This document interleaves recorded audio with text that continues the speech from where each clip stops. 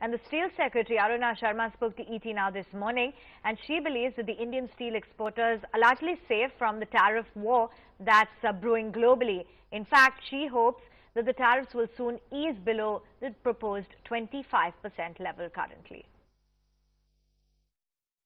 Our exports to US, as you have correctly said, is just 2% of our total exports, and we have very robust anti-dumping systems that we have imposed in India, and these anti-dumping system, if you look at it, is very clear that these anti-dumping are WTO compliant. So the imports which are coming to India will be WTO compliant. It cannot be at a throwaway price. So no diversion we expect to come in a big way. How come we've not heard anything from your ministry or from the Commerce Ministry that they would like to approach the WTO? Because by now the fine print is out, but we've not heard, seen or picked up any kind of informal conversation which has started with the WTO. See, we will be doing jointly through Ministry of Commerce, because steel and aluminium are the one which are subjected to tariffs, and today the impact is 2%.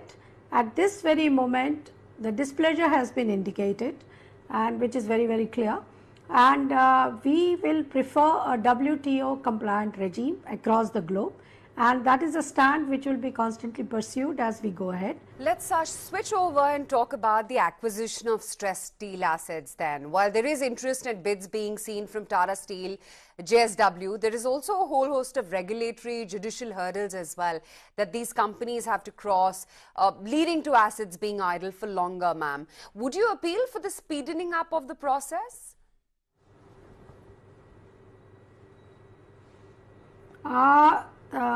Yes, as a Ministry of Steel, it's a quasi-judicial proceedings, so we don't have a legal authority to go into it. But as a steel ministry, we are very keen for earliest resolutions, because then the focus will shift completely on the more expansion and more production of steel.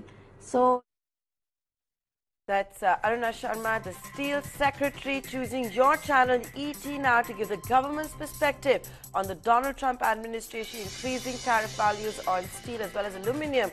Moving the WTO certainly not being ruled out. That's one of the big headlines from that interview.